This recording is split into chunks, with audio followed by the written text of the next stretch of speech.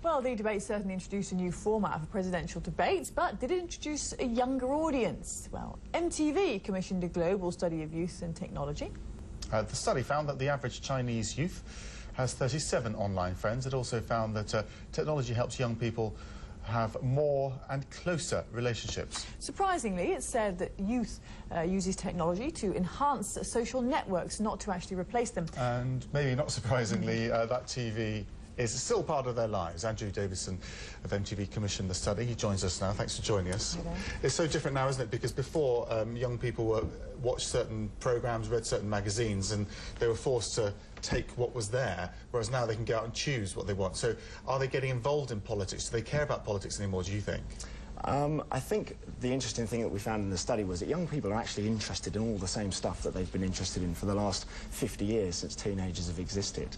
The thing that technology has really changed is their ability to connect and communicate with their friends, and that's really, really the biggest change. And this is the thing that's having big implications for anyone, be it politicians or business, who's actually interested in engaging a youth audience. There's also so many different ways of doing that now, aren't there? There are so many different mediums for young people to actually choose from, to actually communicate and get out there. Very much so. I mean, you know, you compare the average evening in for a young person coming home from school or college today, and we used to come home and the only way we could connect with our friends was maybe through the landline telephone or actually hanging out face to face. You know, other than that, you had to sit down and, you know, watch your TV. But today, they can communicate and the socialising never stops. And I think this is why it's very important for business to recognise that your best opportunity to get, you know, messages, or if you're a politician, your best opportunity to get messages to young people, you can't interrupt their conversation.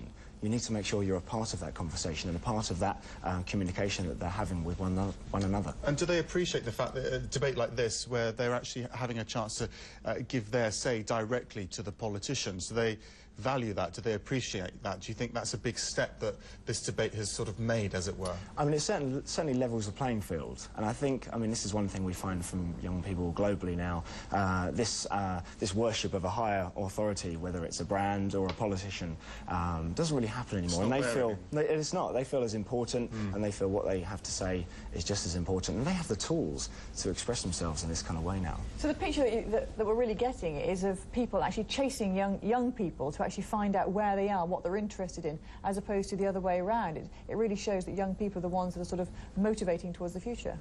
Yeah, I mean, businesses are always interested, you know, where are young people, how can I get in touch with them? And the answer is that they're engrossed in conversation.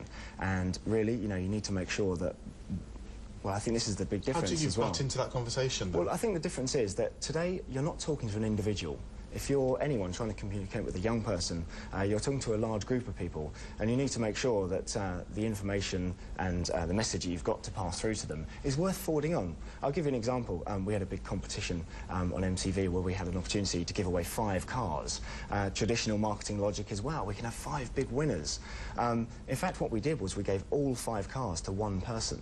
Reason being, when they saw this competition, there's a reason to actually say, hey, we've got to enter this. We can all win together, collectively as a group. And, I mean, maybe, you know, looking back at the political angle, this social cohesion that we find with young people, that could have positive ramifications for the future. OK, Andrew Davidson, thank you very much indeed. Interesting stuff. Thank you. Well, do stay with us.